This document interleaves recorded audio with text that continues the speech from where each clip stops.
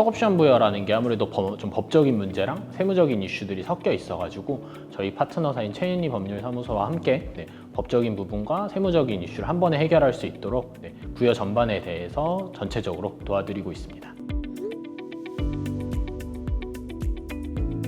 이런 경우가 되게 많아요. 부여는 이제 각자 해두시고 행사할 때 와서 세제 혜택 받을 수 있는지 궁금해하시는 경우가 되게 많은데 부여가 잘못된 경우가 꽤 많아가지고 검토가 꼭 필요하고요. 부여하셨을 때 중기부에 이제 신고가 끝난 경우에는 대부분 문제가 없는 경우가 많아서 이 경우에는 잘 돼 있을 가능성이 높다고 보시면 되고요.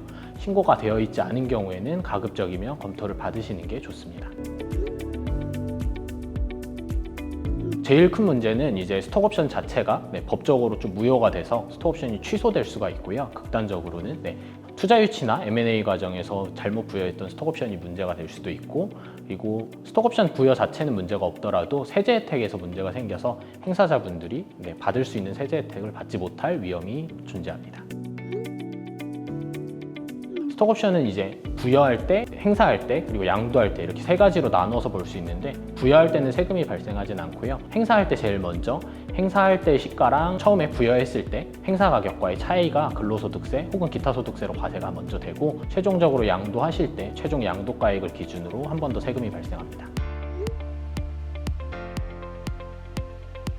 행사하실 때 이제 세제 혜택들이 있는데요. 행사하실 때 아무래도 좀 세금 부담이 커서 첫 번째로 비과세 혜택이 있고요. 23년부터 이제 비과세 2억 원 한도로 증가가 돼서 스톡옵션으로 인해 발생하는 이익 중에서 2억까지는 비과세 적용이 되고요. 그 다음에 근로소득세를 5년 동안 분할해서 납부할 수 있고요. 마지막으로 근로소득세로 행사 시점에 세금을 납부하지 않고 최종적으로 양도할 때 양도소득세에 함께 납부할 수 있는 특례, 이렇게 세 가지가 있습니다.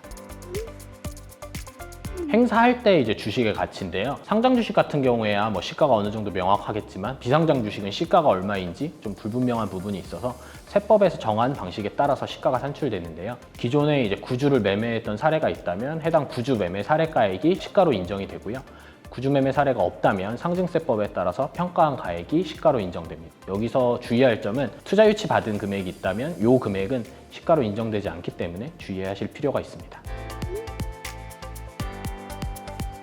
벤처기업 대표님들이 이제 오셔서 제일 많이 물어보시는 게 액면가로 스톡옵션을 부여하고 싶다, 할 수 있냐, 이렇게 많이 물어보시는데 법적으로 액면가로 부여하는 게 가능은 하고요. 다만 몇 가지 제한 요건들이 조금 있어서 이 부분에 대해서 검토는 필요하고요. 하지만 대부분의 스타트업들이 요건을 충족하는 경우가 많아서 기본적으로는 액면가 부여가 가능하다고 이해하셔도 무방합니다. 기본적으로는 이제 회사랑 스톡옵션을 받으시는 분 간의 협의 문제고요. 아까 설명드렸던 것처럼 액면가 이상으로 발행하기만 하면 얼마의 금액으로 발행하셔도 무방하고요. 스톡옵션 행사자 입장에서 가장 혜택을 많이 받는 건 당연히 액면가로 부여를 하는 거고, 만약에 액면가 부여가 좀 어려운 상황이거나 그렇게까지 부여하고 싶지 않으시는 경우에는 기존에 투자 유치했던 금액에서 일정 금액을 할인하는 방식으로 가장 많이 책정이 됩니다. 이게 정말 중요한 부분인데 정관에 스톡옵션 부여를 할 수 있다는 규정이 없으면 스톡옵션 부여가 법적으로 무효가 되고요. 정관에 스톡옵션 부여를 할 수 있다는 내용이 기재되어야 하고, 특히 벤처기업은 세제 혜택을 받기 위해서는 벤처기업법에 따라서 스톡옵션을 부여한다는 내용이 있어야 하므로 꼭 주의하셔야 합니다.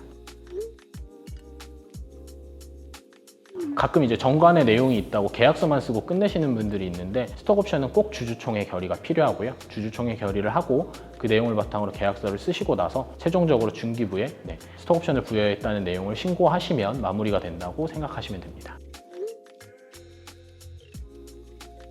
대부분 스톡옵션 이야기를 하면 이제 행사자분들 위주로 설명을 드려가지고 법인은 아무것도 없다고 생각하시는 경우가 있는데 스톡옵션 행사자분들이 내는 세금만큼 반대로 법인에서는 법인세에서 비용을 인정받을 수 있기 때문에 법인 입장에서도 어느 정도 혜택이 있다고 이해하셔도 될 것 같고요. 행사하실 때 좀 챙겨보시면 좋을 것 같습니다.